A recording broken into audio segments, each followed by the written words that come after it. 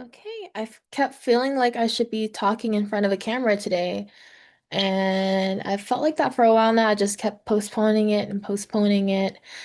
Um, and today's topic, I don't really know what exactly I'm supposed to talk about, but the only thing that came to mind was, I guess, a discussion on my experience as a survivor of CSA and learning to trust and be vulnerable again. So for the first few minutes, I'm just gonna like trauma dump on you and hope that you get something out of it or like entertainment, I guess. But yeah, I make light of it now because it happened, so long ago, and I'm kind of one of those people that copes through humor. But when I was 10 years old, my mom's ex-husband, you know, I don't know how much YouTube censors stuff, but he did something to me that landed him in prison. And the act itself, I don't think was as, it was traumatic, but I don't think it was as traumatic for me as like the aftermath was of being um used as a scapegoat because the way that it happened for me was I was pressured by family members to recant or take back my statement. And so at 10 years old, I was like responsible for whether this grown man gets served justice or not. And he wasn't just any man, he was my only father figure from the time I was 6 years old to almost 11 years old. And so, like, basically half my life. And I really felt like it was this weight on my shoulders that I had to be the one to save him. And for that year-long process, because the court system in the United States, of course, everything takes forever, right? So the year before it went to trial was basically like I had to keep this a secret. I couldn't tell anyone. Um, and my own mother is like kind of an act of betrayal, but my own mother was one of the people who was pressuring me to help him. She knew that I was telling the truth. Um, and almost every night she would wake me up to like rehearse what I was going to say in court when I'm cross-examined. And yes, I at like the age of 11 or 12 years old went and testified in front of a grand jury and was cross-examined. Um, I like still vividly remember sitting inside of a room waiting to go out in the court and like face my stepdad for the first time, like in face to face since he was arrested. It was like crazy.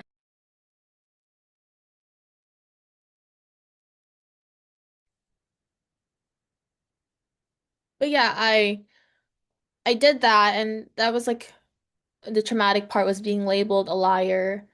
Um, even though I clearly, wasn't. And it was just a lot of burden to carry for such a young kid. I was a kid at the time. At 22, I still feel like a baby, so I can't even imagine a 10-year-old going through this. So, anyways, that's a little bit of a trauma dump. But uh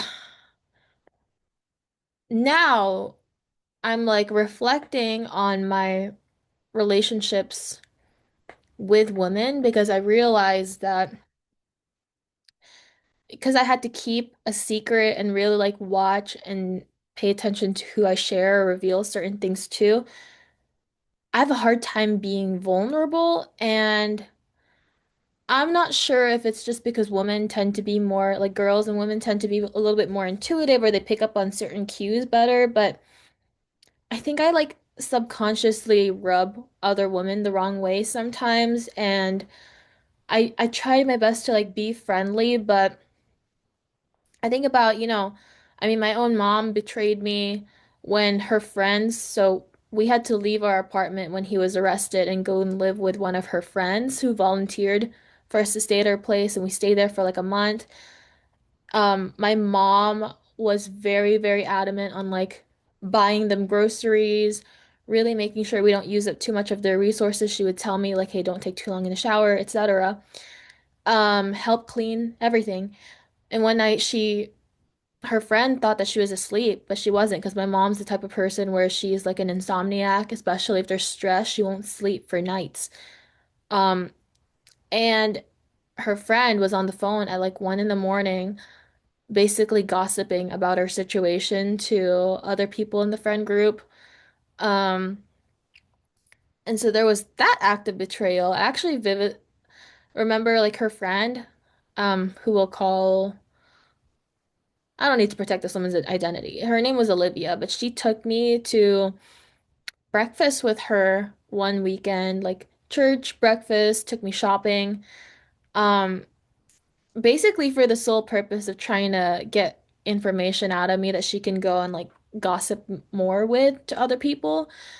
And thankfully, even at 10 years old, I knew better than to like tell this woman anything. And then another time I played volleyball. So like seventh and eighth grade, I played volleyball. And there was this girl on my team who stopped me in the bathroom one day, like wouldn't let me through. And I think she was like trying to get me to do something, but she basically blackmailed me. And she was like, oh, if you don't do this, I'm going to tell the whole school about your stepdad. And I don't even think I knew how to respond. I think I just like froze and didn't say anything because what do you even say to that? Um, but all these experiences like kind of stacked up to, and there was obviously like more as the years continued to just make me really wary of female friendships and like trusting other women. And to this day, I still keep like very, very few friends around me. And the ones that I do, I've noticed a pattern like where they tend to be other neurodivergent women because I suspect that I am ADHD. Um, and so the closest friends that I've had have always had also like a pattern of neurodivergence within them. And so I would say like 95% of female interactions, I'm just courteous and then I keep it very surface level and keep it moving. Um, and then yeah, only like 5% of other girls and women that I meet are the ones that I actually like allow myself to open up to. And in in the space that I'm in the so for context, I accidentally ended up on the MMA UFC fighting niche on Instagram, so I built up a little bit of a following there. I'm trying to kind of transition it to just more of my personal brand, like where it's just my sense of humor, whatever I want to post. But I got my start in the MMA niche, and a very common insult nowadays is to like call women pick-me's anytime that you see them doing something that like isn't thought to be for women. Um, it turned from like a phrase that's calling out actual pick-me women to a phrase that's just used to insult and keep women out of any space that these kind of incel type men don't want them in. And there's a lot of incel type men in that MMA world, let me tell you. So, but anyways, I look at myself and I'm like, I don't think it's that I'm a pick me. I think I've just had very difficult encounters with women and with female figures in my life. Um, I love the female friends that I do have. I'm a very, I would say like devoted and very, very loyal friend. I'm the type of friend where I'll get more pissed off about your problem and someone being rude to you than you will for yourself, or like that I will even get mad for myself. Um,